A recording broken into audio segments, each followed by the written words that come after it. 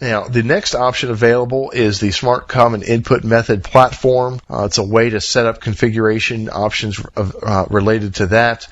This is something that is just not used very much by most people, but if one does need to use it, one probably knows, and that's the place to go to set that up. The next item is screen resolution, and this is an option that allows one to change the resolution, the refresh rate, things like that related to the default screen resolution settings.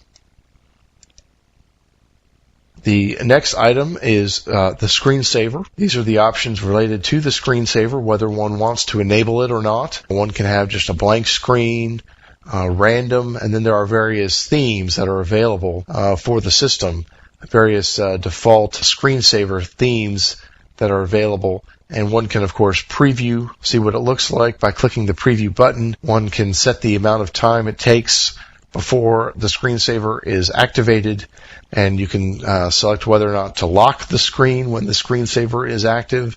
In other words, whether or not to require a password afterwards when the computer is woken back up again or not. Though all of those options are available in the screensaver preferences under the preferences submenu. The next item is entitled Sessions, and what sessions are when one is logged into the system, it's called a session, and because Linux is a true multi-user operating system, one can have multiple users with multiple sessions running at any given time. And so this allows one to set settings on this particular session, whether or not to show the splash screen, whether or not to ask whether one wants to log out. Current session shows the current running programs, and this is also where one can add startup programs. So for example, if one wants a particular program to start when first logging in, say perhaps an RSS reader or a web browser or something, one can go to System, Preferences, and Sessions and enable those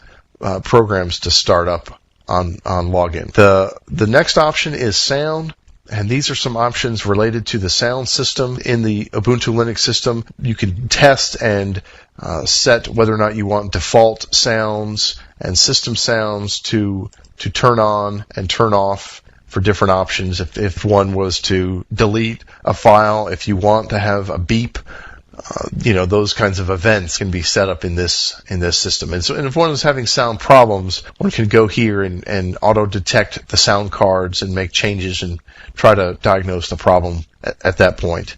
The next option under Preferences is Theme, which is the subject of another tutorial. Allows one to set various theme options and theme preferences and make custom themes and download new themes into the system and make all those changes here. And then the last item in the Preferences submenu under System is Windows, and what this does is it allows one to set different window preferences. One can, for example, have windows automatically selected when mousing over the windows. So if one has two windows open, rather than having to click on them to select them, one can enable this, which allows you to simply move the mouse from window to window, and each window that the mouse is over becomes highlighted or becomes selected. There's different options related to the title bar. Right now, double-clicking on the title bar, maximizing it, or one can choose roll-up, which is just another way. Rather than maximizing, one can double-click on this, and it simply rolls up into the menu bar, and double-clicking again rolls it down. So those are various options that are available for window preferences, and that completes the review of the Preferences submenu in the System menu located on the menu bar of Ubuntu Linux. And that's the end of this tutorial. Thank you very much.